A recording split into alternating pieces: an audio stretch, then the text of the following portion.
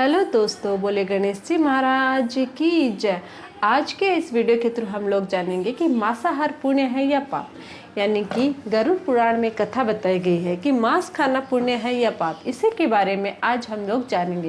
लेकिन वीडियो शुरू करने से पहले अगर अभी तक आप लोगों ने सब्सक्राइब नहीं किया मेरे चैनल को, प्लीज़ सब्सक्राइब कर लीजिए।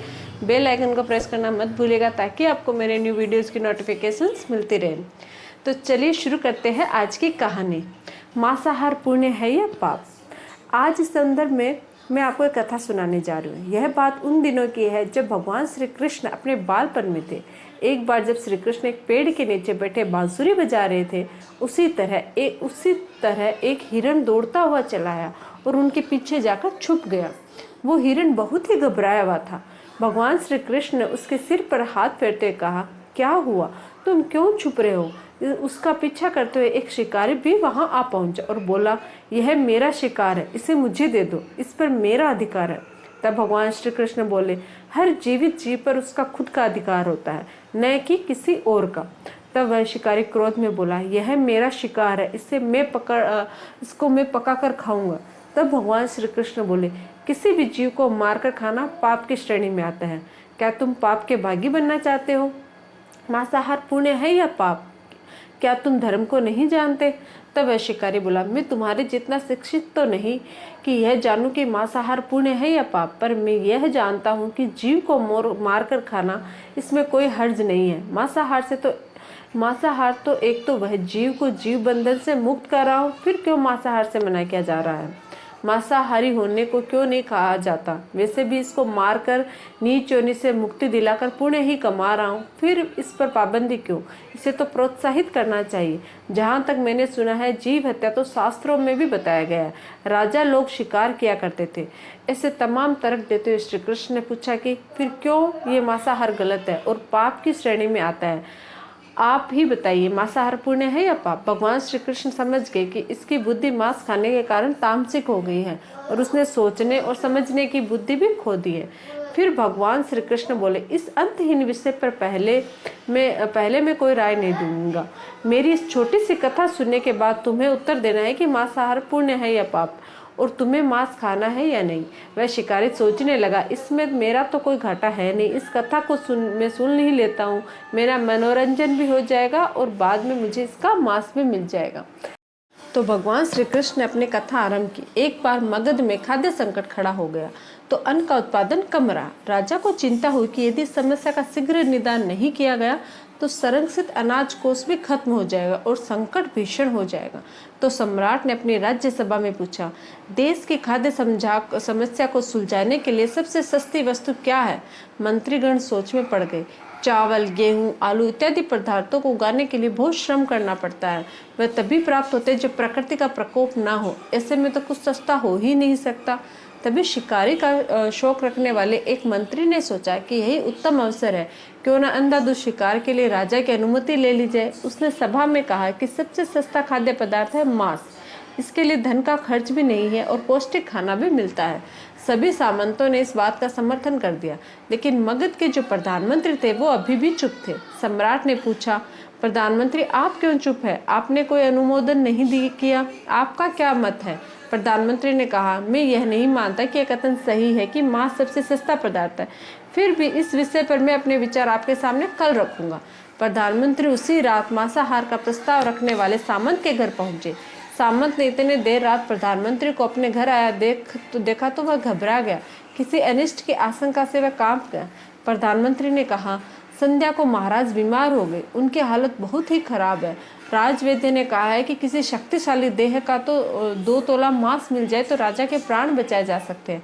आप महाराज के सबसे विश्वास पात्र हैं, इसलिए आपसे योग्य कौन होगा। इसके लिए आप जो भी मूल्य लेना चाहे ले सकते हैं। आप कहे तो इस काम के लिए मैं आपको 1 लाख स्वर्ण मुद्राएं भी दे सकता हूँ।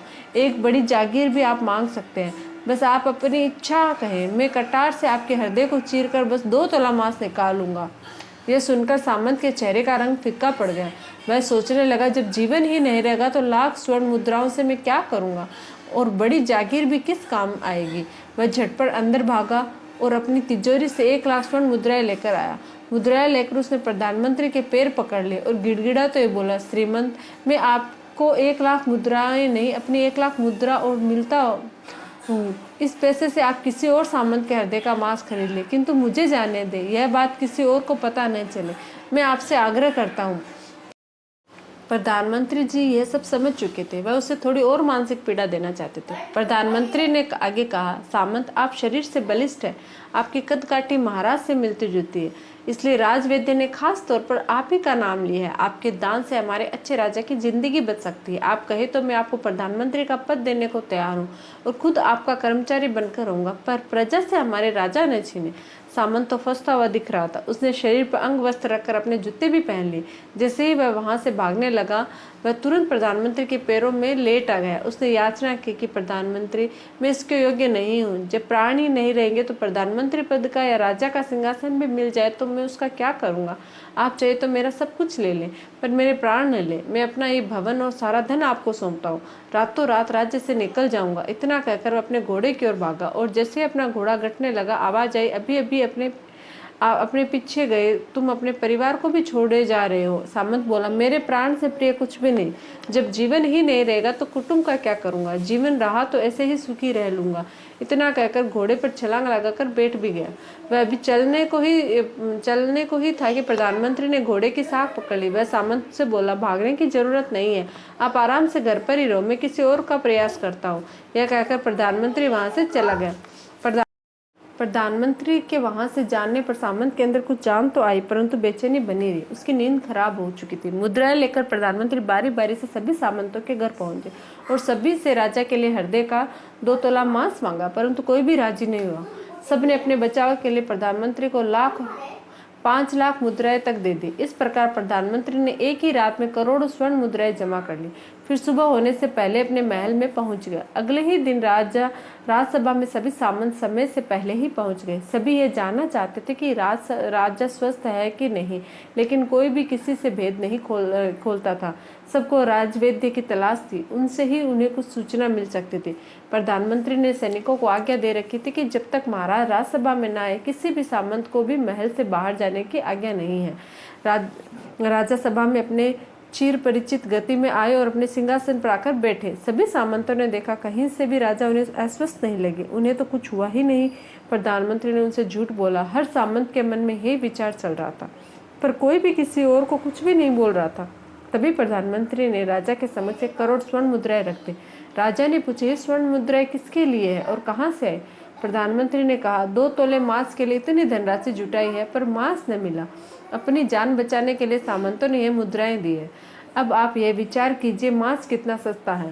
राजा को बात समझ में आ गई। उन्होंने प्रजा को अतिरिक्त परिश्रम करने का निवेदन किया और राजा के अनाज भंडार में से अनाज निकालकर श्रमिकों को दे दिया गया। उन्होंने पौष्टिक सब्जियों की खेती का तुरंत आदेश दिया। वह 1 करोड़ स्वर्ण मुद्राएं इसी कार्य के लिए और श्रमिकों के कल्याण के लिए खर्च की गई। ऐसे साग सब्जी तेजी से उगी, जिससे प्रजा का कल्याण भी हुआ और पौष्टिकता भी मिली। कुछ समय बाद मौसम अनुकूल हुआ और खेती लहलाने लगी। इस प्रकार राज्य से खाद्य संकट दूर हुआ। तो मित्रों, जीवन का यह मूल्य भगवान श्री कृष्ण हमें इस कथा के जरिए समझाना चाहते हैं कि हम यह न भूलें कि जिस तरह हमें अपनी जान प्यारी है, उसी तरह सभी जीवों को अपनी जान प्यारे। अपने दिल से जानिए पराये दिल का हाल। यदि संसार के संबंधों से मुक्त करने का तर्क सही है, यदि जीव हत्या जीव को संसार बंधन से मुक्त करने का तरीका है, तो अत्याचारी द्वारा किया गया नरसंहार भी मान्य है। वह भी ये तर्क दे सकता है कि वह लोग जीवन के कष्ट से आप लोगों को मुक्त करे।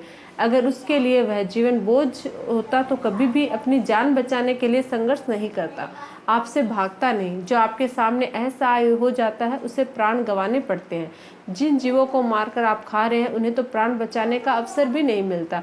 बर्बरता सिर्फ वही नहीं है जहाँ सिर्फ मानव का रक्त बहता है। बर्बरता उसे भी कही जाती है जहाँ स्वार्थ के लिए किसी जीव की हत्या की जाए। हम अंत समय में जिंदगी भर के पापों के लिए जिंदगी भर सुकम करने की कोशिश करते, परंतु हम ये भूल जाते कि जब वह जीव हमारे लिए काटा गया और हमारे लिए तड़पा, उसका श्राप हमें इस जीवन में ही नहीं बल्कि अगले जीवन तक नहीं छोड़ता। परमात्मा से यह ज्ञान पाकर शिकारी परिपूर्ण हो गया और उसे ज्ञान की प्राप्ति हो गई और वह जान गया कि महानता जीवन लेने में नहीं बल्कि जीवन देने में। शिकारी भगवान के आगे हाथ जोड़कर वहां से चला गया और उसने कसम खा ली कि वह अपने संपूर्ण जीवन में किसी को कभी नहीं चोट पहुंचाएगा। तो तो आपको कैसी लगी ये कहानी प्लीज़ कमेंट करके ज़रूर बताइए। मेरा चैनल को सब्सक्राइब कीजिए, सपोर्ट कीजिए। धन्यवाद।